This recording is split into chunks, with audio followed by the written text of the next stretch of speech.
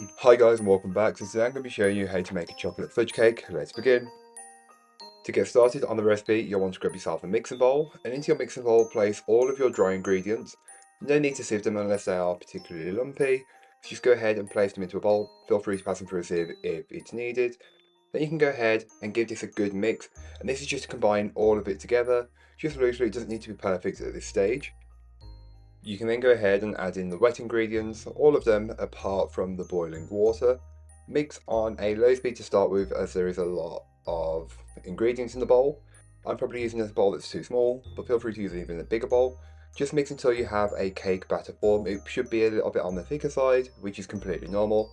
Then you can go ahead and add in your boiling water and mix this in on a low speed and just mix it until it's fully incorporated, and you'll notice when it's ready as the consistency will change and become much more liquid.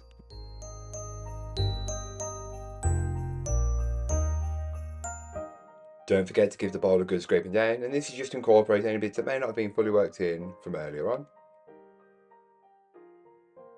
Divide the cake batter between your three 9-inch cake tins.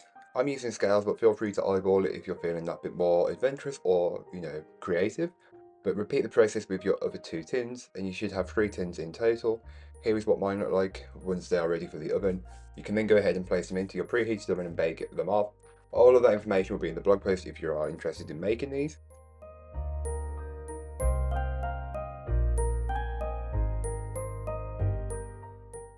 So while your cakes are baking, make the ganache. Take a bowl and add in all of your double cream, followed by the milk chocolate chips, then the dark chocolate chips. I'm using a mixture of the two, as this will get me the best ganache possible. If you make it with all dark chocolate, it will be a bit too dark, and if you use all milk, it will not set up and be stable enough. Making the ganache with the ratio of chocolate and cream I give gives you the perfect balance and perfect flavour. It also gives you the perfect texture and consistency once it's ready.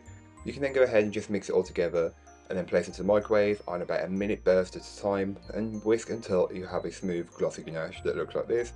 Once you've achieved this, you can then add in the butter and mix this in until it's fully incorporated.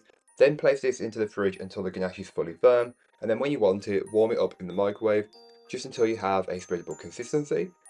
So then, once you've got everything made and ready, you can then go ahead and start to assemble the cake. So grab yourself a plate, board or stand and place a small amount of the ganache in the middle. Then place your first layer of cake on top and top that with a generous amount of the chocolate ganache. And just spread and level it out to get as even as possible. As you can tell, my sponges weren't the thickest, or they wasn't even the most level. I don't know why that was actually. My normal cakes come out level, whatever. But then you can repeat the process and layer the cake until you have all of your layers ready and coated, and sandwiched together.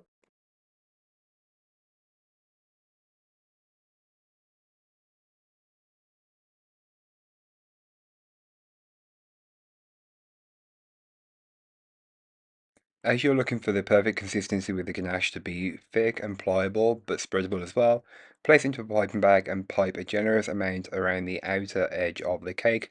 It doesn't need to be perfect as you're smoothing and level it out as best as you possibly can once you've got enough ganache on the top and on the sides. So again, it doesn't need to be perfect, just enough there for you to coat it, and then you can remove any excess when you're scraping it away and smoothing it out.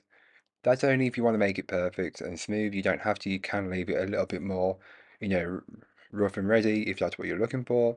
But I was looking for something a little bit more perfect, so I just take my scraper and I scrape away as much as I need to so it's smooth. And because this is a ganache, it should stay pretty shiny even after it's been in the fridge, which is always great. Get rid of the jagged edge using a small cranked palette knife and just drag it into the center and then remove any excess if you need to, or just spread it out until you've got a good coverage on the top.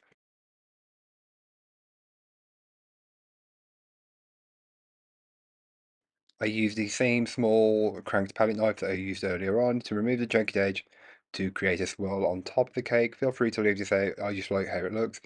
Then around the bottom outer edge, I like to place some of these chocolate sprinkles. It's just to add a bit of contrast and colour, but again, it's completely up to you and you can do whatever you'd like. So then with the remaining ganache, I just pied rosettes on top of the cake, and I wasn't sure how many to go with, so I just went with, what felt and looked right. And in the gaps in between, I then piped some shells. this didn't need to be perfect, and that's not what I was looking for. I was quite happy with how it turned out. It looked quite decorative and would be a perfect addition to any table this Christmas or whenever you're intending to make this.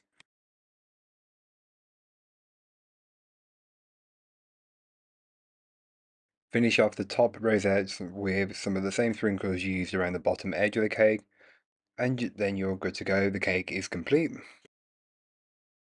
So thank you so much for watching. I hope you enjoyed. If you did, don't forget to like, comment, and subscribe for more from me. And I'll be back again soon with another recipe, so join me then. In the meanwhile, don't forget to check out the description. I'll be linked to this recipe, a link to my blog, and links to all of my social medias. But that's all for today. I hope you enjoyed. Bye, guys.